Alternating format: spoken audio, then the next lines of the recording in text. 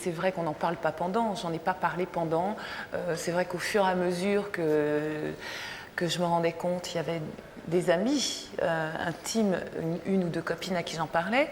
Et c'est vrai que au sein de l'entreprise, il y avait 2 ou 3 femmes qui me faisaient aussi leurs confidences, qui étaient obligées de voir que quand même il y avait un empressement, que ce PDG se trouvait un peu trop souvent dans la cabine d'essayage alors qu'il ne devrait pas être là.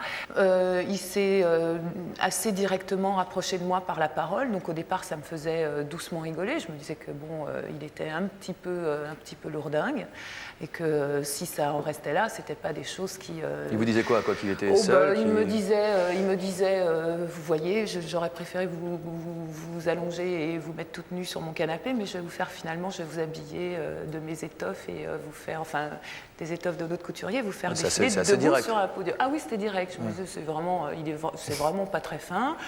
Mais bon, en même temps, j'avais pas dans la charge que j'avais, n'avait pas à me mettre en présence de ce PDG tous les jours. J'avais pas à le rencontrer. Or, il s'est trouvé qu'il avait toujours un moyen, d'une façon ou d'une autre, de faire en sorte que je vienne ou dans son bureau. Alors donc, peu à peu, ça a été, je vous passe les coups de fil à la maison pour m'inviter à dîner chez lui, que je refusais donc évidemment.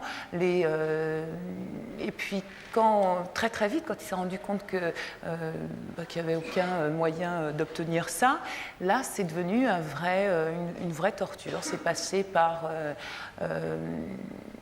de quelle façon avait-il de faire de moi sa débitrice, en fait?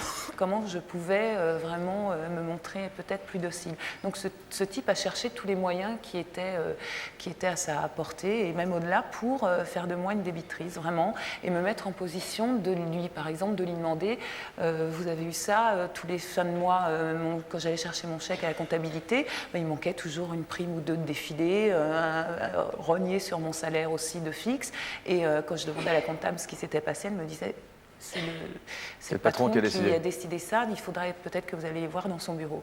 Donc en fait, la comptable aussi se rendait compte qu'il y avait un truc qui n'était pas normal, qu'une employée, le patron fasse dire à la comptable, vous mettez rien, mais vous me l'envoyez dans mon bureau si elle réclame quelque chose. Donc je me suis très très vite retrouvée dans cette position-là, en position d'avoir à lui demander, mais pourquoi je ne suis pas payée, pourquoi? Et j'avais des réponses extrêmement franches et sincères qui étaient, montrez-vous plus docile. Vous n'êtes pas docile, mademoiselle Treille, ou alors quand ça a été vraiment des crises de larmes. Parce il essaie de vous toucher, enfin, je veux dire, vous n'avez pas de cravate, mais est-ce qu'il... Non, mais oui, c'est devenu peu à peu, dans les voyages, par exemple, à l'étranger pour défiler pour la marque, il faisait toujours en sorte qu'une partie de l'équipe soit à l'étage au-dessus, mais que moi, je sois toujours dans sa chambre à côté, à m'appeler le matin pour que je descende dans sa chambre pour le conseiller sur sa cravate, son costume, la couleur de ses chaussettes. Et il donc avant de s'habiller, quoi, donc si j'ai bien... Oui,